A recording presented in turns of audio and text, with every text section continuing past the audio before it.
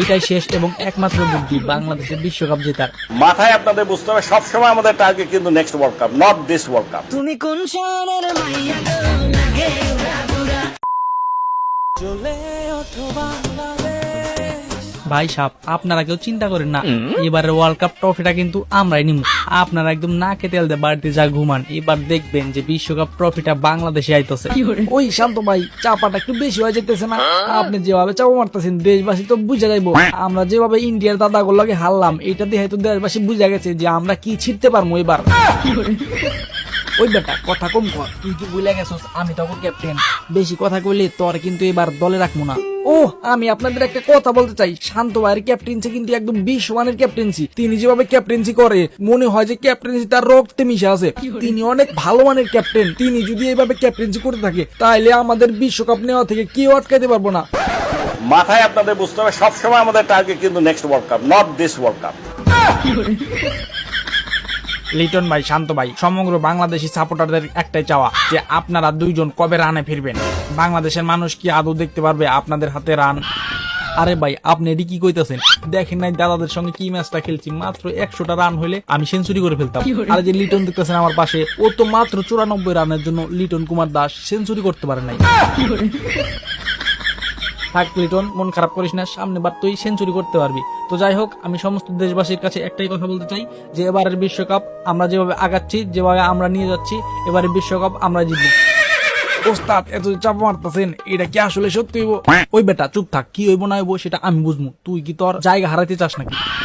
হ শান্ত ভাই একদম ঠিক কথা কইছে। এবারের বিশ্বকাপ ট্রফিটা আমরা এবার শান্ত ভাই একদম আন্তর্জাতিক মানের ক্যাপ্টেন। মায়ের দোয়া ক্রিকেট টিমের ওপেনিং এর যে অবস্থা, তাতে কি আমাদের সোমালিয়া সরকার এবং লিটন কুমার দাস কোনোদিনও রানে ফিরতে পারবে? ভাই সাহেব, আপনারা কেউ চিন্তা করেন না, এবারে ওয়ার্ল্ড কাপ ট্রফিটা কিন্তু আমরাই নিব। আর আমার পাশে দাঁড়িয়ে আছেন আমার শ্রদ্ধেয় বড় ভাই সরুম আল হাসান ও তুগ্গ সাকিব আল হাসান। ওনাকে নিয়ে এবার আমরা বিশ্ব জয় করবই। দেশবাসীর কাছে শুধু আমরা দোয়া চাই, সবাই আমাদের জন্য দোয়া করবেন, আমরা যেন বিশ্বকাপ নিয়ে বাড়িতে আসতে পারি। গাইস, তোমরা যারা ট্রাস্টেড এবং কম দামে ডায়মন্ড অফ করবা, দেখো স্ক্রিনে আমার নাম্বার দেওয়া আছে। তোমরা যারা ডায়মন্ড অফ করতে চাও তারা এই নাম্বারে নক দিও, ইমো অথবা হোয়াটসঅ্যাপ। তুমি কোন শহরের মাইয়া গো লাগে উড়াদুরা পুরা মাথা ঘুরাই গো লাগে উড়াদুরা। ওই কোহলি ভাই, আপনি বিশ্বকাপ খেলা বাদ দিয়ে এখানে কি সাপরি পোলা ভাই টিকটক বানাইতেছেন? চলেন বিশ্বকাপ খেলতে হবে না? আরে সাকিব ভাই, দুঃখের কথা আর করেন না। আইপিএল এ টানা 6টা ম্যাচ জেতার পরে ভাবছিলাম এবার আইপিএল ট্রফিটা আমরাই নিমু। জীবনের প্রথমবার আখেরি খাইশ পুরো হইব, আইপিএল ট্রফিটা নিমু। কিন্তু ভাই আমার আখেরি খাইশটা পূরণ হইল না। ফেল লাগা মনের দুঃখে টিকটক করে মনের দুঃখ কমাইতেছি। আপনিও চলে যান, আমি আইতাছি। ওই কোহলি ভাই, আপনি চিন্তা করেন না, আইপিএল ট্রফি পার নাই তো কি হয়েছে, এবার আপনি ইন্টারন্যাশনাল ট্রফি লয়ে যাবেন। চলেন আমেরিকা যাই। আর যাব না আমেরিকা।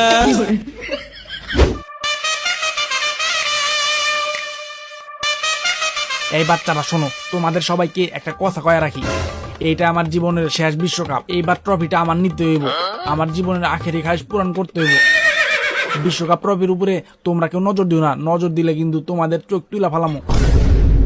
ওই আজম ভাই, আশেপাশে একটু টাকার কথা কইন। আমরা হইলাম বিশ্বের 1 নম্বর টিম। আমগো টেক্কা দিয়া, আমগো নাকের ডকা দিয়া বিশ্বকাপ ট্রফি নিয়ে যাবো এমন কুতুব আছে নাকি এই জমিনে? আছে মানে কোহলি ভাই, আমরা কি বাইশে আইছি নাকি? আমরা কিন্তু খেলে আইছি এত দূর, এবার ট্রফিটা আমরাই নিমু। না আমরা নিমু। কোহলি ভাই, আপনার মতো সিনিয়র লোক থাকতে ওরা এইভাবে আপনার অপমান করতেছে, এটা কিন্তু মাইনে নেওয়ার মতো না। ওই আমি থাকতে এত বড় কথা কস, তোদের আজকে খবর আছে? কি আমার খবর করে দিবি? তোরও খবর আছে?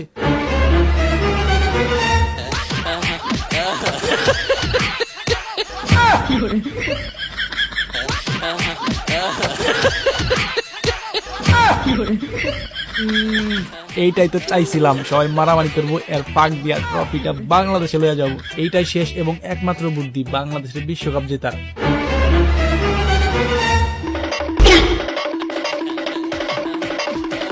তোরা কে কো না আমার বাসা, আমার বউ কাপড় পরছে আমার শাশুড়ি, আমি জানতাম না।